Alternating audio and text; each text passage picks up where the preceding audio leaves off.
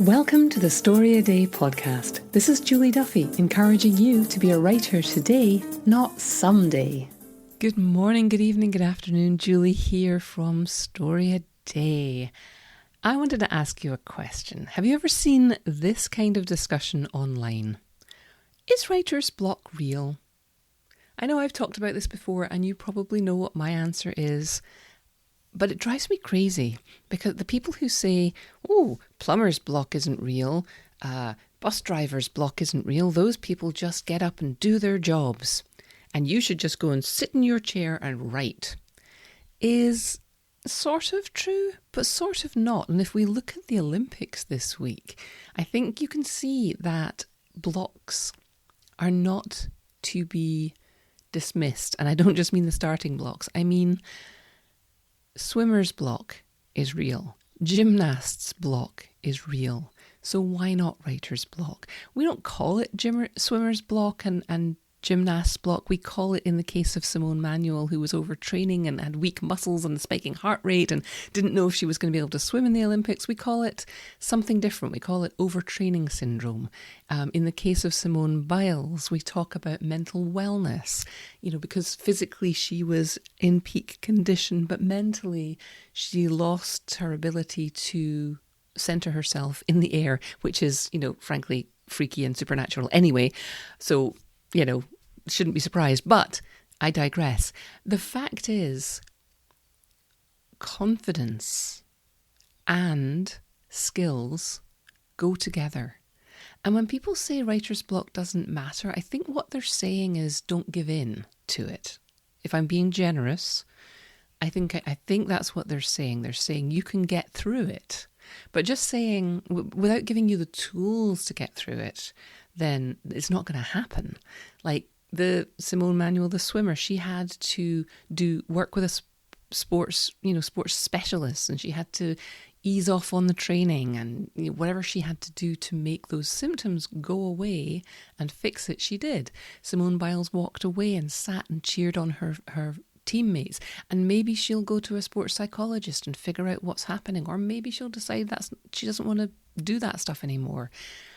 If she wants to, she'll go and she'll work with specialists to diagnose exactly what's going wrong and to fix the problem. In fact, she's already talked about some of the things that you can do in these situations. You can go back to basics. You can jump into a big foam pit and tumble through the air in a safe way. So diagnosing the problem, going back to basics, figuring out if you're missing anything in the basics. All of these things are strategies that these people are using to get over their gymnast's block or swimmer's block. So if somebody says there's no such thing as writer's block, and it makes you feel bad because sometimes you're blocked, it's their problem. They're saying the wrong thing. You're not the one with the problem.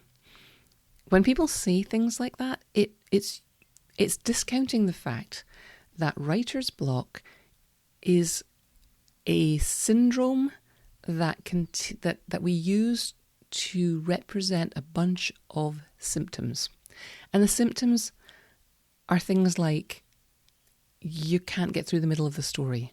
You don't know where to start. You start writing and then come to a screeching halt. You can't even get to yourself to your desk because you're paralyzed with that kind of fight or flight reaction. And there are reasons behind that if we dig in. It could be something as simple as you lack the skills. You don't know how to get through the middle of a story because you never really figured out story structure. And I'm going to talk about that next week because there's nothing wrong with that. It might be a lack of confidence based on the fact either that you've never finished a novel before and don't know you can do it, or that you've never written this novel before, which a lot of published authors talk about the fact that, well, I wrote my last novel, so I don't understand why I'm stuck on this one, because you haven't written this novel before. It's not like building a cabinet with a pattern in front of you where you might have to go and Google a technique for dovetailing a joint, but there's information out there for you to follow. I don't get knitter's block because I'm following a pattern. Like, I might not be in the mood, but if I'm not in the mood, at least there's a pattern for me to follow. I know whether I'm knitting or purling or doing a yarn over or knitting two together. I'm not inventing the method at the same time as trying to get myself in the mood to finish the damn sweater. And I think one of the reasons that we're so stunned when elite athletes run into these kinds of problems is that we all tend to think that the more you do a thing, the more skills you build, the easier it's going to become. When in reality, the better you get at something, the more critical you get on a finer scale. And the more you pursue perfection and push yourself harder, I was not the kind of person who exercised regularly after the age of about 13. And when I went back to working out, it was a real revelation. It sounds stupid, but it was a real revelation to me that if you go and lift weights, it doesn't get easier. Because as the weights, as your muscles develop and it begins to feel easy, your trainer will give you heavier weights, because the point is not for it to be easy. The point is for you to do more and build your skills and build your strength. And there's a clear analogy to writing there. I always thought that writing was going to start to feel easier, and it's not skills that really get you to that point. You can learn to write sparkling dialogue. You can memorize the Save the Cat story structure or the 7-point story structure or every word that Lisa Cron has ever written, and you could still find it impossible to write a novel without the key ingredient, which is confidence. We are not, in general, raised to be super confident. Some people are, but what's the word that we use for them? We tend to think of them as that mix of confidence without justification, which comes out as arrogance. And most of us who are writing are sensitive souls, and the last thing that we want to come across as is arrogant. But we need to have confidence. Confidence in our abilities to write, our right to write. Confidence that we have something to say and that we can figure out how to do it. There's a really interesting story going around at the moment. I saw it on Twitter from John Burns Murdoch, who heard it on the Science of Sports podcast, just giving you all the citations here so you can investigate it for yourself. But there was an event at the 2000 Sydney Olympics where the vault was set a couple of centimetres, inches, I'm hazy on the details, it was set too low. So small an amount that people didn't see it with their eyes, but they felt it when they jumped. And gymnasts were falling and hurting themselves and landing on their backs. It was a disaster. And it bled through into all their events after that.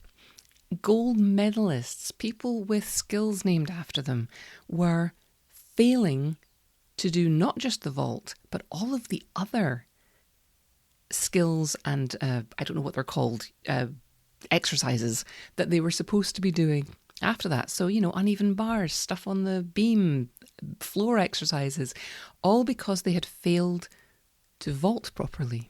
Because somebody made a mistake and they didn't know it. They thought the flaw was in themselves and it affected their performance for the rest of the day. And possibly for the rest of the Olympics. There's a story about one person that I heard, who the next day she bounced back and she figured out whatever she needed to figure out.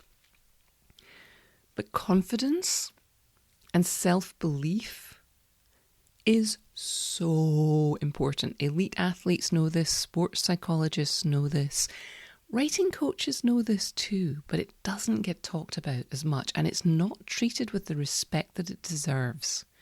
And that's, I think, why I get so irritated with people who say writer's block isn't real and just sit down and write and, get over it, basically. And, there's no such thing as plumber's block.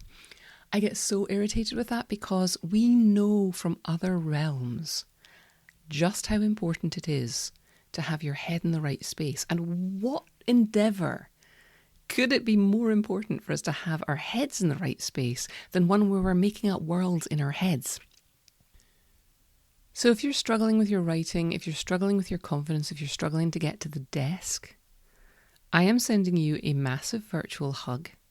I'm telling you the struggle is real. I'm telling you, yes, you can do things to fix it. You don't have to give up. We just need to rally the equivalent of our sports psychologists, and we need to diagnose what's going on with you.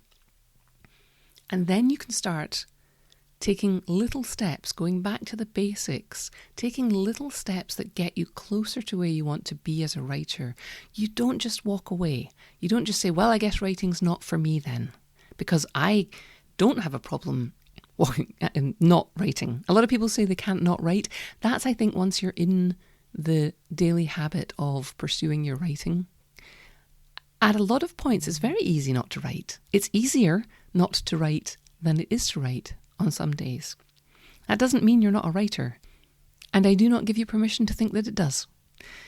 So I'm sending you massive virtual hugs. If your writing is going well, remember that it's okay if it starts to feel hard, because it's supposed to. It means that your standards are high. It means that you're stretching yourself. It means you're reaching for the better sentence, not just the okay sentence.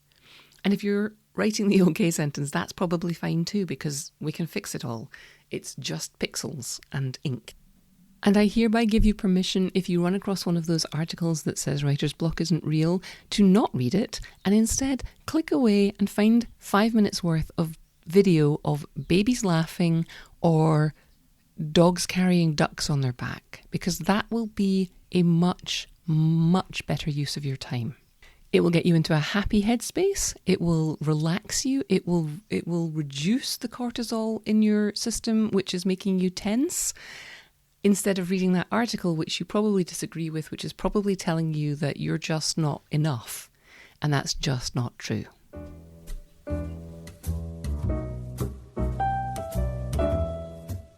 If you want to learn to write, don't read another book or article.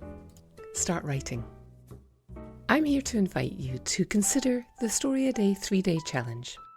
It's a challenge and a workshop that gets people writing and completing stories in just 3 days. And it works. I'm fanatical about getting more and more diverse stories into the world, and I think yours should be among them. If you're feeling the pull to write or level up your storytelling, let me hold your hand through 3 days of short story writing. Check out the 3-day challenge at storyaday.org/3DC. Okay, I'm back with a writing prompt. Having spent all this time thinking about Olympic athletes and the challenges they're dealing with the physical ability and the mental ability, it strikes me that this would be a really useful writing prompt. Not that you need to write about an Olympic athlete, though you are welcome to do so if you want, but put your character in a situation where they are, by all accounts, perfectly capable of getting through this situation. Normally, on a good day, when nothing else is going on in their lives, they could handle this.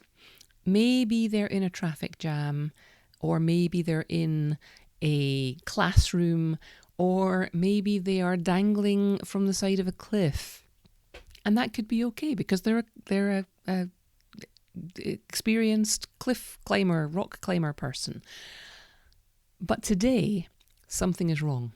Something is getting in their way. Either they're being chased, or there's a bear at the top of the cliff, or they are thinking about their marriage breaking down while they're in traffic. Something is going on which is complicating their lives, and they can't handle the situation that they really ought to be able to handle the way they normally would. This is conflict. We're introducing conflict into a story. even if you have the most competent, qualified, action superhero, there's always something which takes away their ability to cope. And it doesn't always have to be kryptonite. It can be heartbreak. It can be somebody threatening the people they love. There is something which is taking away their normal competence, and they have to figure out a way to compensate for that. That's what I want you to write about today. It could be a mental pressure, or it could be a physical pressure. But whatever situation they're in, one of those things, they're still okay. They're either still strong mentally, but they've got a bear, holding their hand, or they are still in a physically good situation, but they've got a mental challenge to cope with. Now, write a story where that is the crux of the story and still make me like your character. If they are whining about stuff, if they're complaining about the circumstance that they're in, they'd better be doing it in a funny way, otherwise I'm not going to like them. Or they better be incredibly witty and eloquent, or they've got to be really good looking and not aware of it. Give me something to like about your character, or they've just got to be really determined that they're going to succeed in the face of what seem like overwhelming odds. That's a pretty attractive personality trait. So give me a story where your character is, on the face of it, they should be fine. It's not Superman with kryptonite, or it kind of is Superman with kryptonite, but it's not Superman without kryptonite, right? They should be fine. Something is opposing them. If they're strong, maybe it's a physical opposition, or maybe it's a mental opposition that's creating tension with what they ought to be able to achieve. But make me root for them, or like them, or hope that they succeed. Make them attractive to me in some way, even if it is in a kind of anti-hero way. If you think about anti-heroes, they're usually charming or funny. Think about the Marvel universe. Iron Man isn't a nice person in the first. Tony Stark isn't a nice person in the first film. He's not even that nice in some of the later films. But we're attracted. He's an attractive character. Likewise, Loki. We don't really admire Loki, but we like him. Anyway, that's what I want you to go for today. A story with a conflict at its heart, where you take something away from your character and make it really hard for them to succeed in a situation where they would normally succeed. That's the crux of your story. If you're writing a short story, remember, it's very short. It's just everything about that moment for that character. And you don't need to do much build-up. You don't need to do much epilogue to get us out of there. You just show us the stakes in that moment, show us how they get out of it, and leave us with a little dangling thought. If you're writing a scene in your novel, put them in a situation, take something away from them, and write that scene. But make sure your character isn't boring, whiny, or at least if they are whiny, make them attractive in some other way. If I'm supposed to hate your character, give them one feature that makes me not hate them entirely. And that's your writing prompt for this week.